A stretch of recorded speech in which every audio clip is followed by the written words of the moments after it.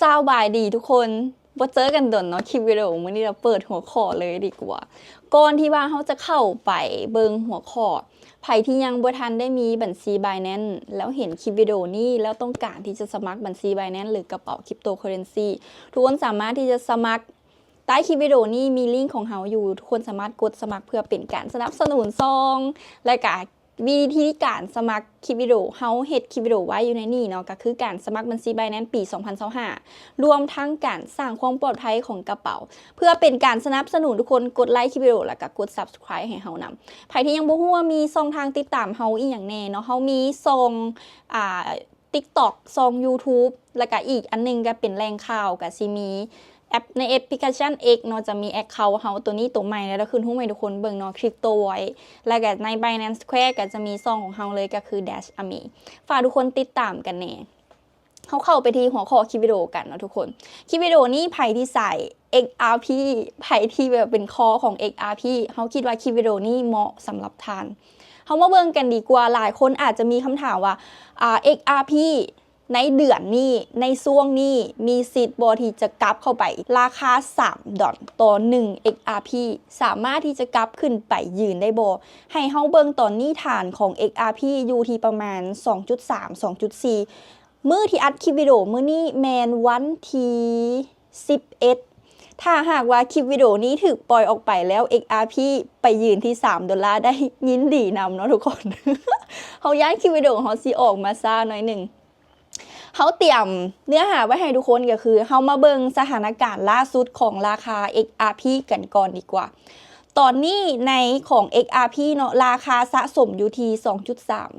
2.3 2.4 ราคาของ XRP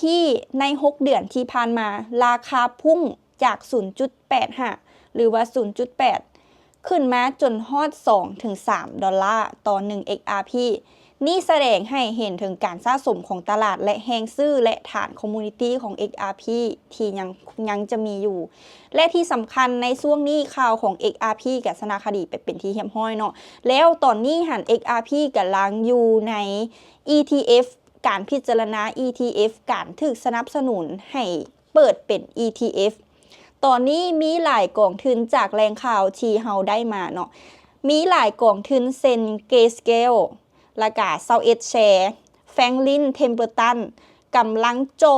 อยากจะส่งเอกสารเตรียมออกกองทุน XRP ETF ซึ่งหมายถึงว่าถ้าตัวนี้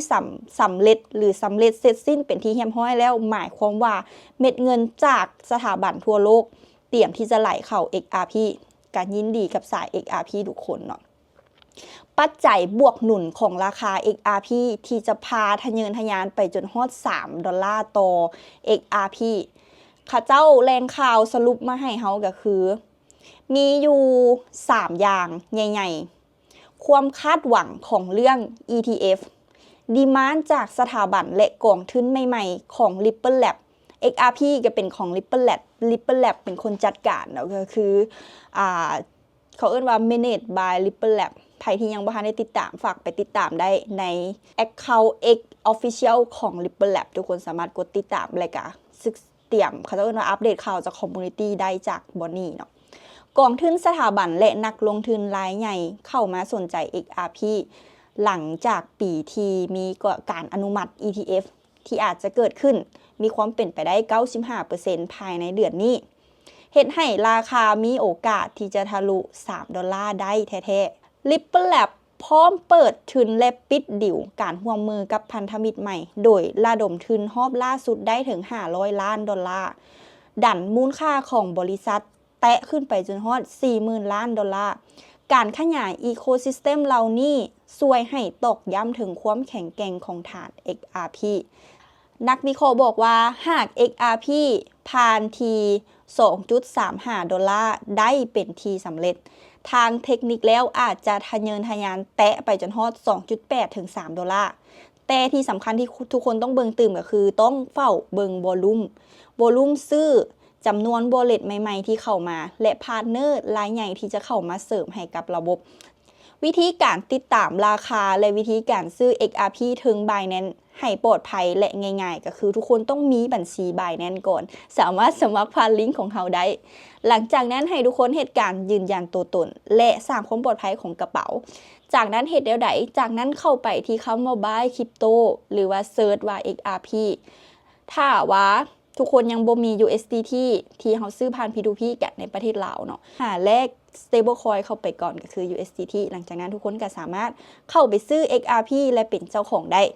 และที่สำคัญการเก็บเงินการเก็บคริปโตให้ปลอดภัยอย่าลืมเก็บไว้ในกระเป๋าเย็นหรือ hardware wallet ให้ทุกคนไปหา hardware wallet ดีจากตัวหนึ่งมาสวยเก็บเนาะคลิปวิดีโอมื้อนี้ก็